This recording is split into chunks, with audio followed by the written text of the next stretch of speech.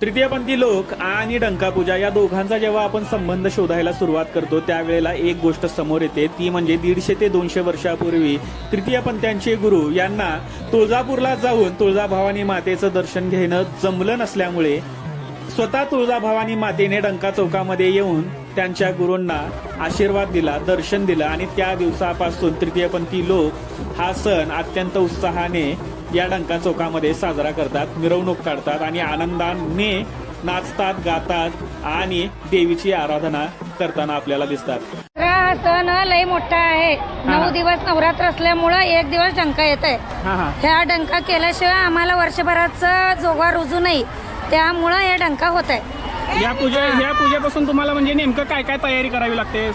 आम्हाला तयारी म्हणजे काय तयारीचं काय नसतंय, पण वर्षाला एकदा हे डंका येत आहे। म्हणजे ही पूजा केला तरच तुम्ही जोगा घेऊ शकता? हा, जोगा घेऊ शकता। रुजू म्हणजे हे वर्षातून एकदा केल्यावरच होत आहे। किती वर्ष झाले या पूजेला?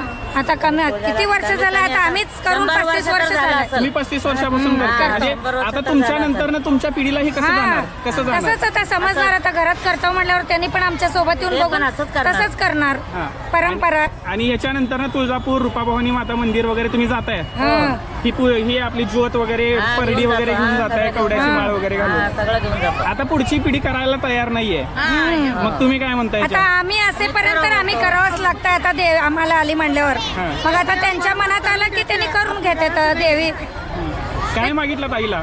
काय आता सुख समृद्ध आम्हाला चांगलं ठेव बाई, आम्हाला काय धन दौलत नको, पण वर्षभर आम्हाला सुखात ठेव, सुखात ठेव, अजून काय एवढंच मागून घेतलं बघा, एवढाच आहे इच्छा आमची।